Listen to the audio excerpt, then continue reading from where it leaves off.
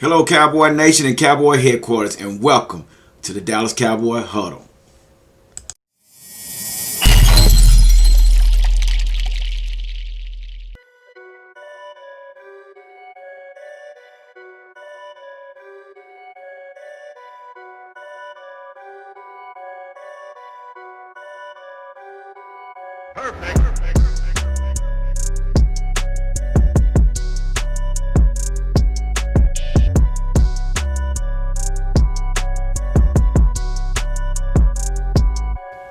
So I hope everybody's having a great weekend as we do this today at 11:13, October 3rd, 2020. And as we go into the fourth game of the season, we are preparing for the Cleveland Browns. But before we get into that, I want to say thank you to all of the subscribers and all those that follow this channel and all those that are just a part of the Cowboy Huddle. We want to thank you, man, and just being here and taking our time to even just catch up to what's going on with our Dallas Cowboys. Now, just do me a favor if you can. Before you leave this video, please just hit the like button or hit the dislike button. But I hope I give you guys something that will help and kind of give us something to look forward to. That keeps us in the know as far as what's going on with the Dallas Cowboys. So just do me a favor and just hit the like button below. Before I know it's hard to do. Sometimes we get caught up in the video and we just watch the video and just move on to the next one. But if you can, like right now, just hit the like button, like right down there, just boop one time. Thank you very much. But I appreciate those that do take out the time to hit the like button, and I understand if you have.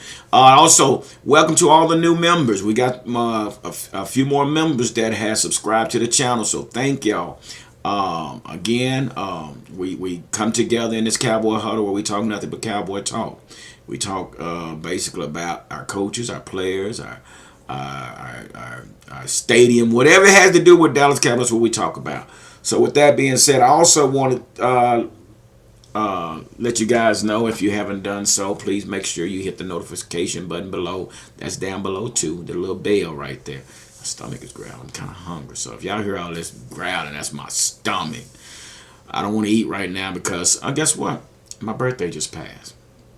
Yeah, so I'm meeting with some of the kids today. They're taking me out to eat, so I don't want to eat nothing, because when I do get with them, I'm going to charge their bill to about $100 and something, and I'm going to eat everything I want. I'm going to let them see how it is when you got to take care of kids and pay for kids' meal. So they're going to pay for their daddy's meal today. So, yeah. So I am the big 5'3" today. 52 years behind me. And working on 53. So let's see what 53 brings in 2021. And I hope everybody's staying safe and practicing social distancing and all the yada yada yada stuff, But let's go right on to this thing. Today's topic is going to be the 5 things Dallas Cowboys must do to win. Okay, so let's get right on into this. First of all, number 1, let's start with stop Nick Chubbs. Okay, we have to stop Nick Chubbs, but not only just Nick Chubbs, but we also have to stop Kareem Hunt. Come to find out, they have rushed in the last 3 games for 511 yards.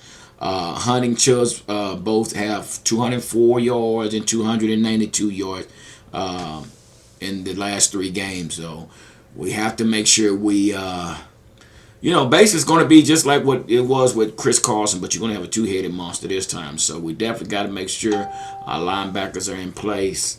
And I suppose I put this on vibrate, and I did not, but I'm going to do it right now. I apologize, because we don't need any interruptions right now, because I would hate to have to start over again. You hear me? Oh! If y'all ever done a video and you get so far in the video and come to find out you mess up or something and you have to start over, it just takes the wind out of it. It takes the wind out of it. You're just like, really? And I've done that several times. I'm about to post some of them bloopers that I've done in the past on here. But anyway, so yeah, let's talk about Chubbs. Chubbs is very elusive, man. The dude is elusive, hard to tackle. and he do some spectacular things on the field. But he's also one of those running backs that can cut on a dime, man. This guy, he'll put his foot in the ground and he'll change direction on you. So we definitely have to stop the running game again. Number two, number two, our defensive backfield. We must do better. Those blown coverages, I really think we would have beat Seattle. I don't know, like I say, again, from looking at, the past, the highlights of that game, man, it just looked like they were just blown coverages. But we cannot afford that. And really and truly, I have no idea why we got rid of Ha Dix and why we didn't bring in Earl Thomas. I have no idea, because I'm basically at that point now, man. If these guys don't get on board today, man, we're gonna definitely have to call somebody. I mean, you got Eric Reed out there. I understand Eric Reed kneels, whatever, but that's his right. So let's not hold that against Eric Reed because he kneels during the anthem, same as Dario Poe. I mean, it's his rights, man. If you don't like it, I mean, just ignore it. Okay? There's a lot of things we don't like. A lot of other people don't like. Just that's part of it, People talk about the Trump pin, they're flying the Trump pin flag, they selling these flags. That's their right. They can sell the Trump Pence flags, and they can, all that's their rights. Just go the other way. So I'm not going to get into all this politics. But anyway. So yeah, we're at that point, man. The defensive backfield has to do better. Has to do a lot better than what we did last week. I'm sure we could have won that game if we wouldn't have given up those big plays. Number three, create turnovers and prevent turning the ball over. We have to create some turnovers. What we're looking at with this guy, Baker Mayfield, is he's elusive as well. He's not a Russell Wilson, but he's average. So we have to definitely bring the pressure on this guy and not let up. We definitely got to bring pressure and keep the pressure on this guy. We can't sit back and just let this guy roam back there in the backfield. We can't. So we definitely have to create turnovers. We got to get 3 and out several times, which we did last week, but we have to do better this week. We can't give up the big plays. We got to get our defense off the field and get the offense back the ball. Also, we have to prevent turning the ball over. We can't have the interceptions.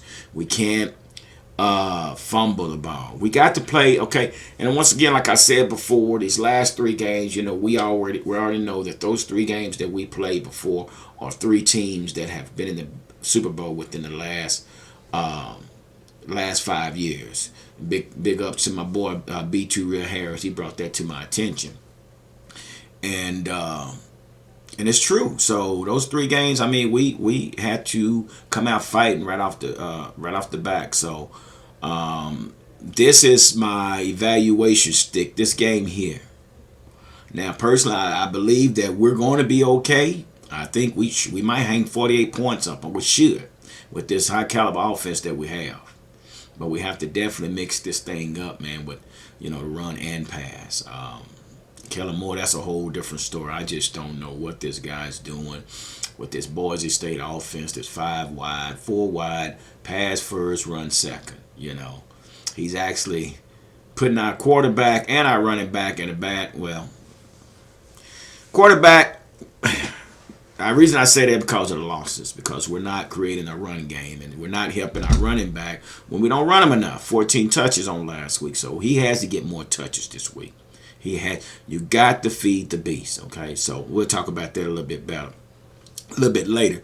But again, we cannot turn. We got to prevent turning the ball over. It was also mentioned that Dak had mentioned. He said that they like to play the up tempo pace. So, like we talked about the NASCAR, we used to do that when I used to coach my 8th grade in NASCAR. Line up on the line of scrimmage, run the play.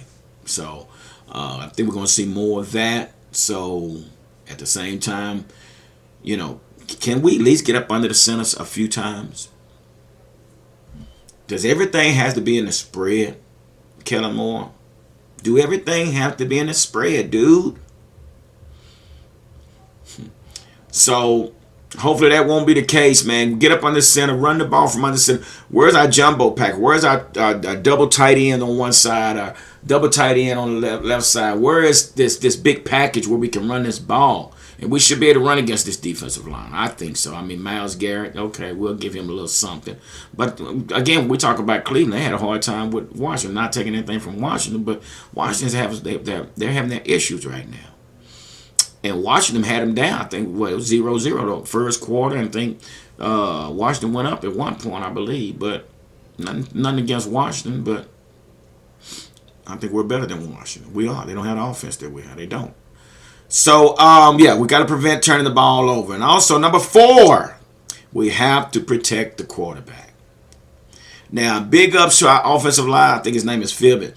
Offensive lineman coach, man. I mean, he did a great job. He kind of waited too late to make those changes. How he put Martin over there at the tackle and put Brandon Knight at the other tackle, and then brought out our center Badass at center, which I like Badass. Badass is tough, man.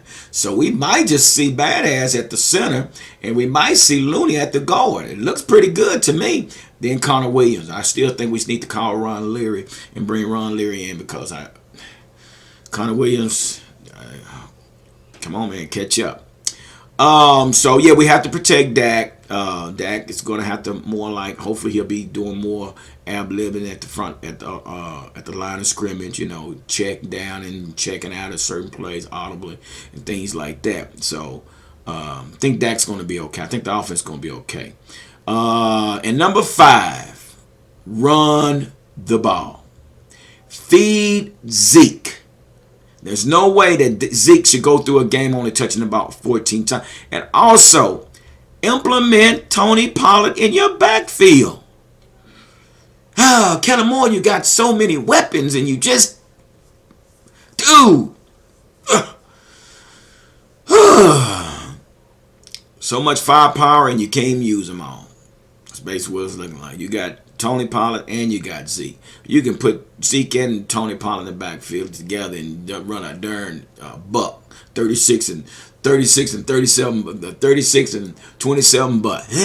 You know what I'm saying? I'll cut that joker fake like that and come back like here. You understand? I'll come and fake here and catch him on this side. Woo! Run off tackle. Man, I'll put some of that old school offense in there. You understand? Running a buck with those two guys in the backfield. Oh, and then you fake both of them and hit your tight end. So I'm going to tell you, if y'all don't know what a buck is, a buck is more like you feed this guy coming in this hole, but then you turn back with this guy jab stepping coming back in this hole. You understand? Had the linebackers go this way. As soon as he come this way, you got Zeke coming off this tackle here. And then if that ain't working, you fake that boy and pull that joker back, slide out. Oh, you see that?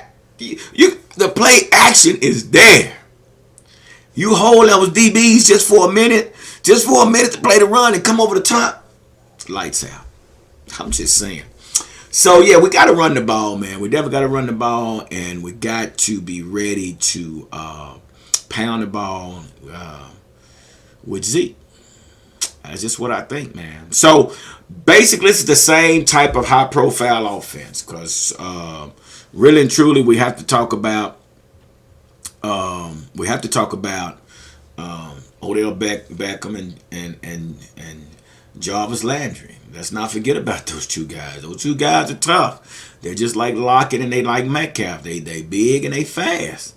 So let's not just sleep on this offense that they have with just Chubbs and Hunt. They got 2 receivers that they're gonna probably use, and that's gonna try to make some major big plays. So I'm sure they're gonna take a page out of Seattle playbook, and they're gonna try to implement into them. Because damn, we gave up 2 bombs down the field. So hopefully we'll have our bases covered. But again, let's watch out for Jarvis Landry and Odell Beckham. These guys are experienced receivers. Okay, they're experienced receivers and they know the game. So we'll see what happens. So the game is tomorrow at high noon. High noon, guys. But let's use this game as a measuring stick. I look at this game being, I'm saying 48 44. No, I'm gonna say 40 something to probably 21, 17. So if we apply the pressure on, and see, I'm gonna tell you one thing about Baker Mayfield. He holds that ball a long time. He loves to hold that ball, and then he forces the plays.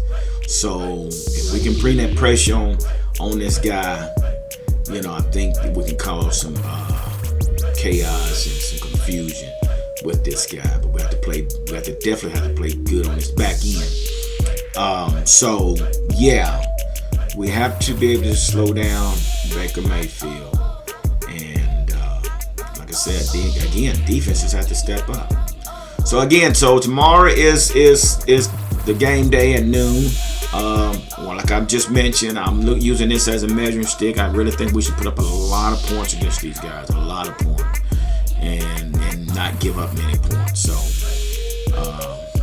that's where we are. So we'll see what's going on. So I'm not going to take up any more of your time. I just wanted to come in here and share this with you guys and see what you guys think. And also, if you get a chance, go to our Facebook page called The Information Booth, where you'll see more videos like this and other articles on the Facebook page dealing with our Dallas Cowboys. So let's get prepared, and you guys enjoy the rest of your Saturday. And let's get ready for game day on tomorrow. Like I always say, don't let me come to a sleeper but a dream. So let's make it happen. Mike McCarthy and Kellen Moore. Deuces.